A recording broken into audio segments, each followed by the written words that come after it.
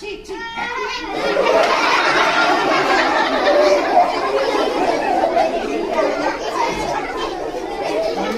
PV ગમતી નથી. તો આપણે ધ્યાન આપણે જ જાતે રાખીએ તો આપણે બીમાર ન પડે. બરાબર? તો નાની નાની કાળજી રાખો ને એટલે તમે બીમાર ન પડો. અને બીમાર ન પડો એટલે તમને ભણવું ગમે, ક્લાસમાં બેઠા હોય તો માથું ન દુખે, ક્યાંય તાવ ન આવ્યો હોય તો તમને મજા આવે બેસવાની. ઠંડી હોય ત્યારે ધ્યાન રાખવાનું. બરાબર?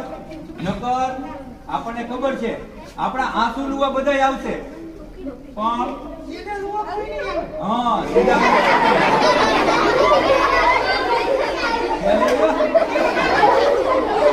આંસુ લુવા બધાય આવે સીધા લુવા કોઈ નહીં આવે. એટલે આપણે શું કરવાનું? પહેલા તો ટોપી પહેરવાની, સ્વેટર પહેરવાનું, અને આપણે શિયાળો હોય એટલે કેવા રહેવાનું? શિયાળો હોય એટલે આપણે થોડું વાતાવરણ છે આપણને ખબર છે કે આપણું શરીર એ પ્રકારનું હોય કે એકદમ અતિ ઠંડી સહન ન થાય, એકદમ ગરમી પણ ન સહન થાય. એટલે આપણે કેવું રહેવાનું?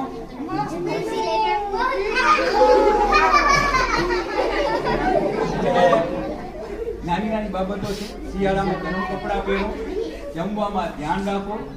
બરાબર? અને મચ્છર, માખી આવા બધા જે જીવજંતુ હોય એનાથી દૂર રહેવાનું. અને જમવાનું શું? એટલે પાણીપુરી. જમવાનું શું જમવાનું? તો કે આપણો ગુજરાતી ખોરાક છે, રોટલી, શાક, દાળ, ભાત. બરાબર? એનાથી આપણે બીમાર ઓછા પડી. એની અંદર શું હોય?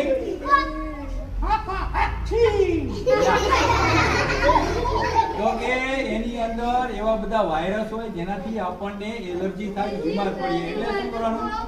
માખી બેઠી હોય, મચ્છર બેઠા હોય એવા ખુલ્લા ખોરાક ખાવા નહીં. ઘણી વખત આપણે રેકડીમાંથી લેતા હોય ને એ આપણને ખબર પણ ન હોય, એની ઉપર અઢળક એવી માખીઓ, મચ્છરો બેઠા હોય અને આપણે ખાઈ લેતા હોય.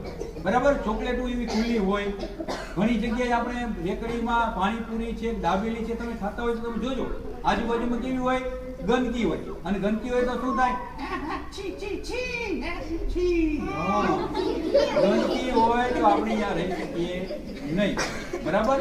તો આપણે બીમાર પડતા હોય એના પાછળનું કારણ આપણી બેદરકારી હોય.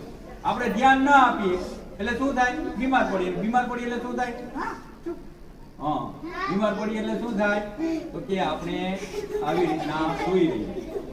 બરાબર? એટલે શું ધ્યાન રાખવાનું? શું ખાવું જોઈએ? મંચુરિયન. એટલે મંચુરિયન શું ખાવું જોઈએ? તો કે આપણો ગુજરાતી ખોરાક. હવે આ બાબત છે ને એ પણ